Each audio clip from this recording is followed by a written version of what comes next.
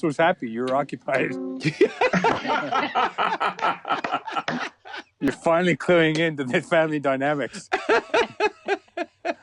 Mandy, Yes. there's a lot of kids out there who sure like to color, who love anything in black and white that you've started that they can somehow make more colorful. Have you got anything for us, Mandy? Well, funny you ask, Dave. I do. I am very happy to show this one. Just a minute. So we're keeping with the theme of memes. We're keeping with the theme of just pop culture, the things that we've been talking about. So this is one of the most famous memes of all, and this will be ready for you guys online right now. Yes. So this is it's a very famous baby. I think this family actually made like millions of dollars off this photo and this kid, but he's an adult now, so that's a fun thing too. You can go down the rabbit hole of what are these memes now? Where are they now? You know? Which one is this okay. one? Is this Charlie? Is this Charlie bit my finger? Remember that one? Oh, No. that was good. That was good. No, This I'll is just send a you. photograph. It's just a photo of a kid, but it's like everyone memes it to death, really, right? Yeah. So I want to see your memes out there, everyone. Let's see how you're feeling week 4. Week 4. Isn't this Is the this week that you said we're all going to be coasting in? We have routine now. That was I think I was probably wrong about that. I'm just kidding. Judging by how I felt yesterday. No, don't you feel it? I feel it. Can't you guys feel it? Oh, I'm feeling great. We I'm got feeling systems inspired. in place. I'm feeling joyful. I'm feeling like we're carving out this next world and we're all going to be happier and healthier. This is exactly what I was thinking would happen on this day. Yes. Yeah. I just need you. I just need you.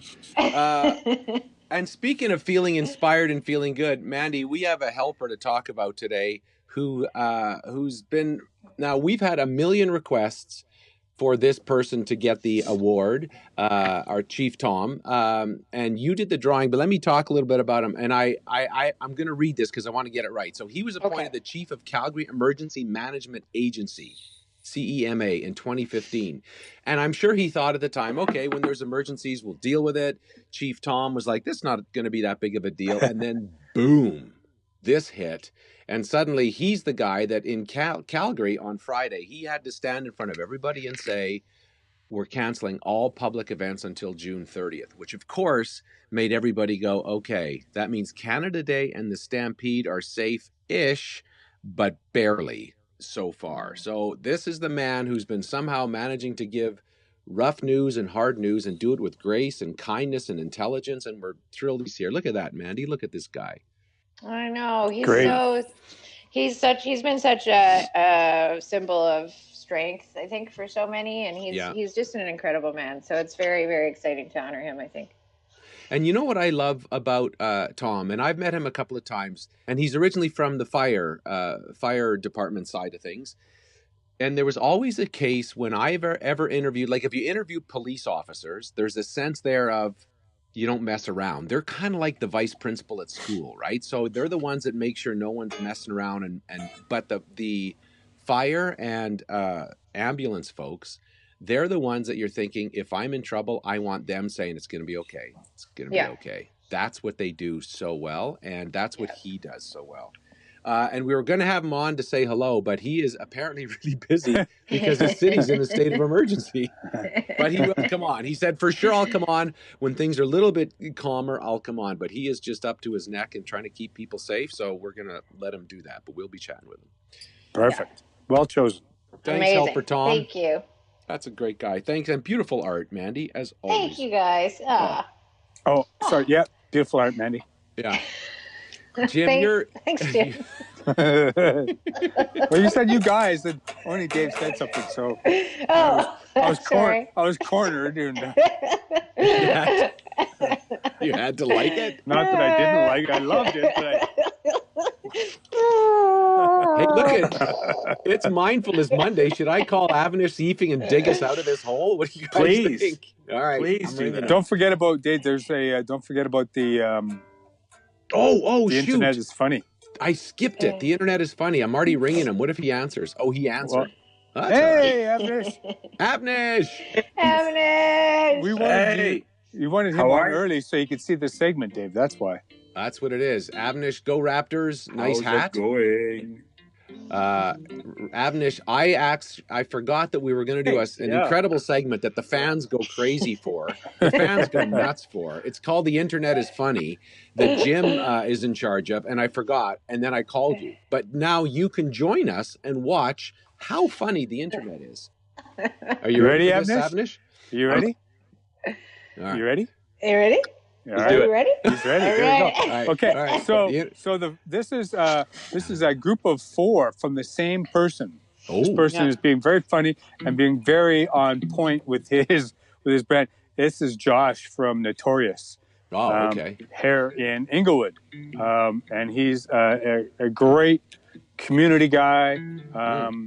He messes up my hair every time I go, but he is such a genuine, kind soul that I thought I would show you while he's not able to work what he is saying online. So maybe Mandy, you could throw the first one up here, please. I could. I know you're bored, but do not cut your bangs. I know you're bored, but do not cut your bangs. Yes. All right. So wait, go back to that one, Mandy. Okay. There was a time that I went down to celebrate somebody's birthday with Dave, and we were supposed to be Simon and Garfunkel, but they called us Simon and Dumber because Dave's haircut looked like that at the time. I did my best, Beauty. All right. What's the next one? Yeah. Oh yes, remember this? Remember that? Britney Spears shaved her head. Yes. So I think he's telling us not to do that. Okay. Do not shave your head. Yeah. All right. That's number 2. The Number next 3. one. This is my favorite one for sure. I love it.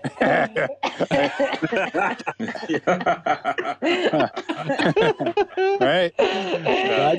Guys. I think Josh would not approve of that haircut. Oh, that's awesome. Okay, and the last one, Mandy. Last one. Here we go.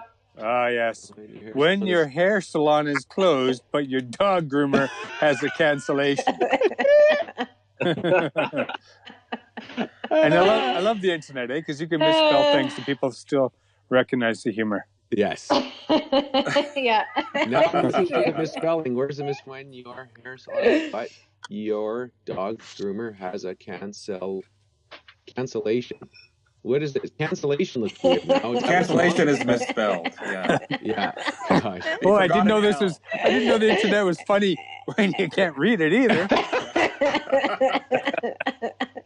Is that laughing at or with? That's a totally with. Okay, good. Beauty. Oh, see, Avnish, doesn't this set you up perfectly? I love it. It sure does. It sure does. All right. It's so good. Can I make a request before you go to Avnish, Dave? Sure. I'd like to know why Mandy gets music coming into her segment. I don't get any music. It's just, I'll talk to the union, but we'll... Do you want me to whistle for you? I don't know what I want. I just, felt like I wanted something that was ignored. My whole segment was walked over today, and then I didn't get any music. I'm not feeling love. But Jim, it's week 4. Look around you. All right, everything's perfect. It's Everything's there. perfect. You just have to find it. Okay, thanks, I'll Mandy. I'll come up with something to set up the funny internet thing tomorrow. Don't you That'd worry. be great. I appreciate that, you. Russ. Thanks, man. I think the problem is Russ wasn't sure if there's a question mark at the end of the line, like the internet is funny, right? Or the internet is funny. Yeah, I think it's a statement. Okay, done. I'm on it. Avnish right shows up on Mondays to help us just be a little more grounded, just to be a little more centered, a little more mindful. And for those of us, and we joke a bit on the show a lot, but we're aware that for some people, for all of us, there's a certain amount of stress, and for some of it's a lot of stress. And if you're feeling stressed, Avnish is our man for helping us through that. Hi, Avnish. Hi. Thanks for having me. So good to have you. Have you got anything for us? Because let me just give you a survey of Jim. Jim is okay, but he's angry because he got his segment missed. Mandy is... This is my angry face. Yeah, Mandy's having parenting issues over the weekend. Her projects didn't take long enough. And Russ has had a leak in his roof, and his panel has come out. And I don't know what my problem is. Sending you a list now. Yeah. Dave, you're the only one, Dave. You're the only one. Beauty. Okay, so Avnish, help us be a little more mindful today. What do we need to know? Well, we've been receiving sort of these comments around mindfulness and how we can make it a little bit more tangible. So every week we've been trying to make it a little bit more tangible in terms of thinking about mindfulness and in this case, sort of self-awareness, right? So I wanted to tie two things together: the importance of the ability to be mindful against sort of gathering data for that to be able to happen. And it's actually a really, really important piece. And we started thinking about gathering data. Is that sort of going to make me more mindful, because that sort of stresses me out about thinking about gathering this type of data? But it's about creating the baseline where you're at so that we can start improving things, or at least implementing things in order to make it better. So I wanted to throw a couple of things out there, some things that we use, some of the things that the people that we know use. But, we're talking about this stress kind of creeping up, levels of stress creeping up. But to actually rate your stress, right? So you've got a leak in your roof, those types of things that are going to have a major impact on you.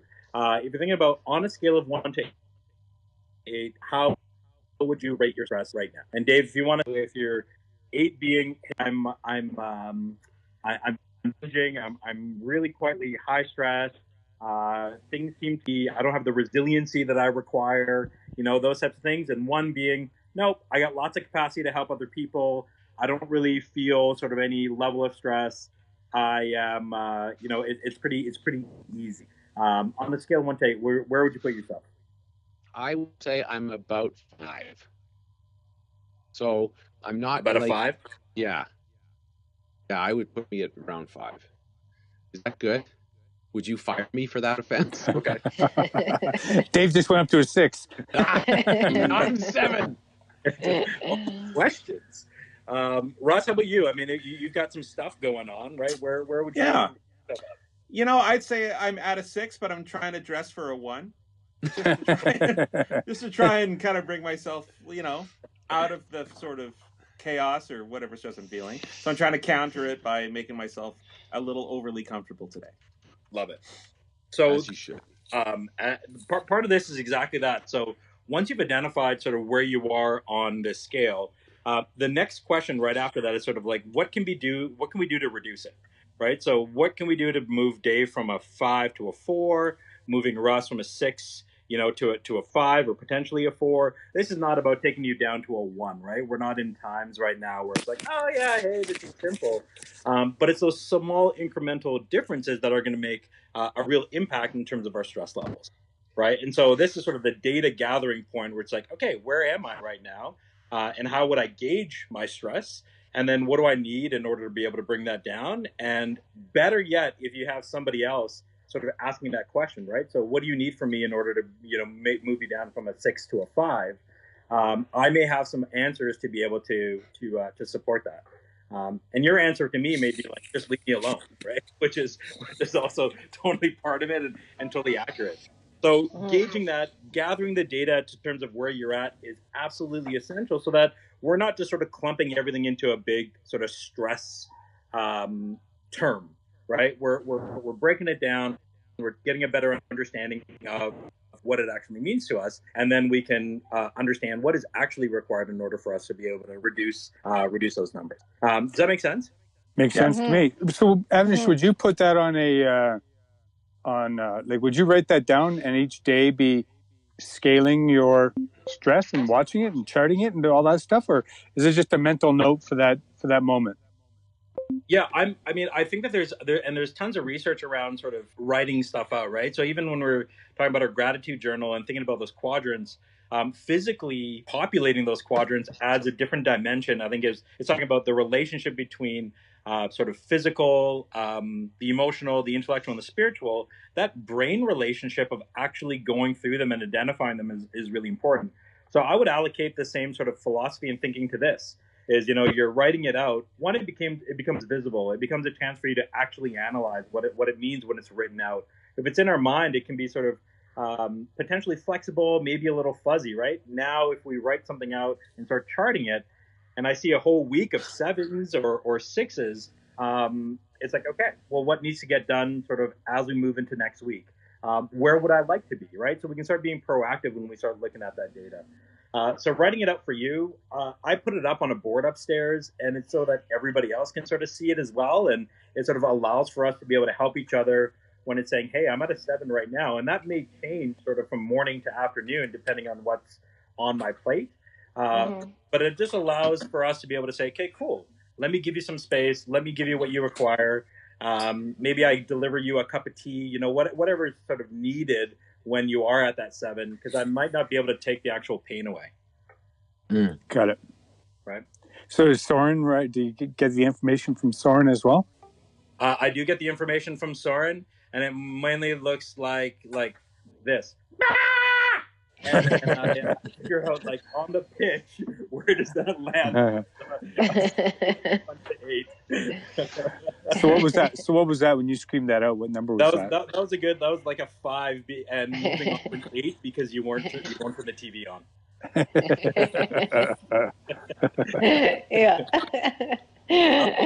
The other piece, if we're talking about those quadrants, and not to sort of give us too much, but for everybody to think about, is how aware are you of how your stress shows up in each of those quadrants, right? So physically, emotionally, intellectually, and spiritually, how does it show up? And I've been chatting with a lot of people who are sort of submitting EI. They are going through the process, and just the actual technology and the application forms are sort of driving their stress levels up, right? And I put that under sort of intellectual and emotional stress, where it's like, I got to understand the system, I'm trying to navigate this is the newest things for me. So being able to understand where you fall and how they show up in each one of those quadrants allows for then further sort of solution finding because of the identification. Right. What do you do? I was thinking of this yesterday because I think I was a little crabby. I think I'm crabby a lot of the time because so do you have anything like, what do I do when I can just tell that I'm just not being helpful because I'm frustrated with how everyone else in my house is living their life, which is obviously fine, but in the moment it's like, why do they put that there, and why is he acting like this, and why is she crying about that? And is there what do I do to say, okay, I just need to be more positive and helpful? I find that a hard turn to make. Yeah, totally. I mean, I think you've got to recognize it, right? Like so my stress levels are increasing. My state of mind is changing. I'm becoming less positive. I'm becoming more edgy, right? Like some of those pieces. Yeah. And so the recognition and sort of catching it as it happens or as you're in it, I think is absolutely essential. And then that reversal of, okay, do you need just to walk away from this right now? Does this fall into the doesn't really matter, bucket? Like, who really gives a shit if the orange juice is sort of put over there and it's going to tip over, right? Like some of those things that we probably try to seek control over, especially at a time where there seems to be a lack of. And really sort of questioning yourself to be like, which bucket does this fall into? Sort of essential, or it doesn't actually really matter. And I think that we put too many things into that essential bucket rather than the actually doesn't really matter bucket. Recognize that piece, Dave? Well, typically the way it works for me is I think it's Jim Button's fault. Is that fair?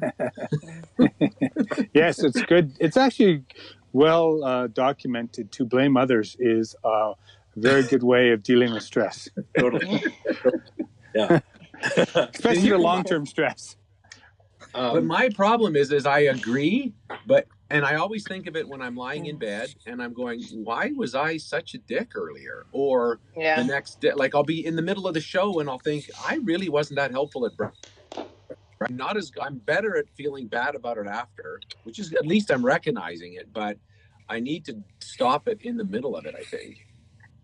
You know what? And I look at sort of, I'm similar that way in that if I become stressed, I become very highly task focused. Like it's about doing at that point. But if I do without eating, or if I do without sort of sipping on tea or drinking water, like that just gets even worse. And so when I think about some of those physical stressors, are you feeding yourself properly, right? Like, are you your energy levels up to the point where you could be more resilient, or are they depleted because of everything else that is going on, right? And you start looking at some of those trends where it's like maybe you just need a carrot to kind of get you back on track, right? Or whatever that is. Or a tub of ice cream. Or a tub of ice cream, exactly. Well, it's funny. I find writing stuff down like that, it does put it in perspective, because I may be feeling a certain thing that feels extremely big and really stressing. But then if I write it down in context with other things, sometimes I find that it's maybe I'm putting too much focus on something that doesn't, the juice isn't worth the squeeze. So if I worry too much about that and I can't fix it, maybe I need to try and find a different place to put that energy. And your suggestion of writing down with the quadrants and everything has been really helpful that way, because it puts it all in a different perspective. Then I write it down in context with all these other things, and it's like, it doesn't look quite so scary or look like I should be having the kind of reaction I'm having to it. And then I just have to find a place that's more healthy to put those emotions or that energy. 100%. And that's what's nice about owning a guitar. Really, I mean, it's an outlet, right? If I'm feeling overwhelmed with all this stuff, I can go play guitar about it or something. And I'm lucky to have that. But I don't know if that's something, do you have recommendations for people, Avnish, as far as where they can put that energy that they don't know how to deal with? Yeah, I mean, that's, I think a lot of the easy one is sort of like physical activity, right? So being able to, and over the last little while, being able to get out, obviously, those of us who sort of desire social contact, like those things are eliminated or limited. So some of the things that we want to do actually may not necessarily even be sort of part of the solutions, or we can't even access them. So it is, I think it becomes a real individual choice, right? I start my day with a 20-minute yoga. It's called Yoga by Adrienne. She's really cool. She's out of Austin. It's like 20 minutes, really easy. It just sort of allows me to be able to get into that and know that I've accomplished something to start my day. But yeah, whether it's music, whether it's sort of the 5-minute meditation, whether it's reading a book, like to determine what it is for you at this point, I think is really important, because right now it seems that we're all serving everyone. And everyone's sort of serving everyone, and we're all in it. And so one of the things I did want to talk about was the idea of like the first thing when you wake up in the morning, and depending on sort of what your routine is, but most of us, I think, grab our phones, right? It's sort of it might be the alarm clock, it might be those such things, but writing down the 3 things that you want to accomplish today, I think is incredibly empowering, because it allows for you to control your schedule, and it allows for you to allocate the time that you need for yourself. And I think that's it. So whether it is the guitar, whether it is sort of whatever, I got a set of drums in the basement, some of those types of things. It's just like, what is it for you? And if we don't write those out, if we don't determine what are the 3 things that we want to accomplish today, then the schedule is out of our control, and it's taken over by sort of external factors. Right. And so it's huge. I think it's so powerful just to be like, these are the 3 things. I've got like pay my parking ticket on there, right? Because I've got to get it done. And otherwise, it's just like, those are the things that are gonna make me feel better and move me from a 5 to a 4. Oh, that's great. Awesome. That's great. Thank you. Thank you. Well, that's really helpful, Avnish. That's why you're with us on Mindfulness Mondays. Mindful Mondays. See, he even got a song. Yeah. Yeah, but he wrote one. You can write one, Jim. Yeah. Just send me a chart. I think those are our Mindful Monday. Right. We have, because those are our 2 great segments of Mondays, right? It's Mandy's Art and Mindfulness Mondays. Is there anything else we do on Mondays? We dance. 6, 7, 8, 9.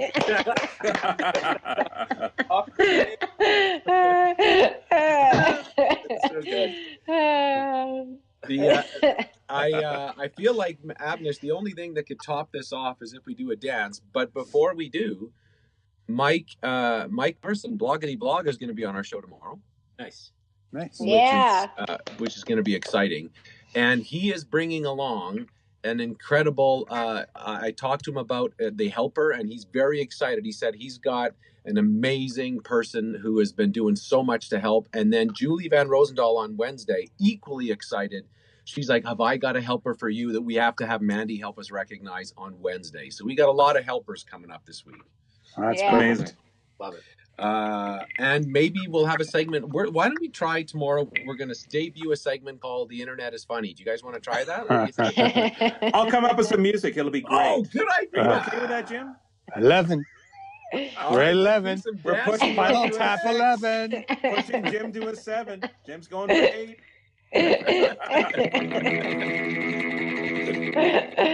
I love you Can I show guys. my award? Have a great day, everybody. You too. No, you.